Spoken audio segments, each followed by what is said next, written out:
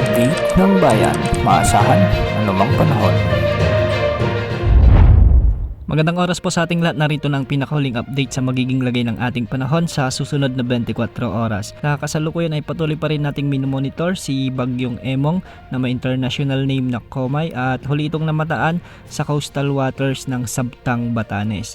Taglay pa rin nito ang lakas ng hangin na umaabot sa 85 km per hour, malapit sa gitna at pagbugsong umaabot sa 115 km per hour. Sa ngayon kumikilos ito ng hilaga-hilagang silangan sa bilis na 40 km per hour. Samantala may nakatas pa ring tropical wind signals sa extreme northern Luzon at nagdadala pa rin ng mga pag-ulan at masungit na panahon ang bagyong ito sa mga lugar na iyon. Samantala southwest monsoon naman ang nakakaapekto ngayon sa central at southern Luzon kasama ng Visayas at Mindanao. Sa mga oras na ito ay nakakaranas pa rin ng mga pag-ulan at pagbugso ng hangin dulot ni Tropical Storm Emong ang Batanes, Cagayan, Ilocos Norte at Apayao. Kaya ang mga lugar na ito ay posible pa rin makaranas ng mga pagbaha at pagguho ng lupa lalo na kung may mga umiiral na matitinding pag-ulan. Dahil naman sa umiiral na habagat ay makakaranas naman ng mga pag-ulan ang Zambales, Bataan, Occidental Mindoro, ang nalalabing bahagi ng Ilocos Region, Cordillera Administrative Region at Cagayan Valley.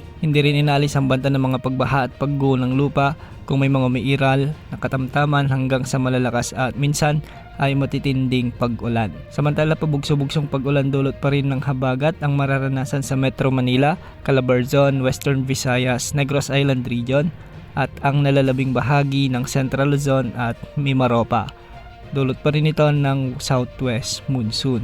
Para naman sa Bicol Region ay makakaranas ng maulap na papawirin na may mga kalat-kalat na pag-ulan at thunderstorms, dulot rin ng habagat at bagyang maulap hanggang sa maulap na kalangitan naman ang inaasahan sa nalalabing bahagi ng Visayas at Mindanao.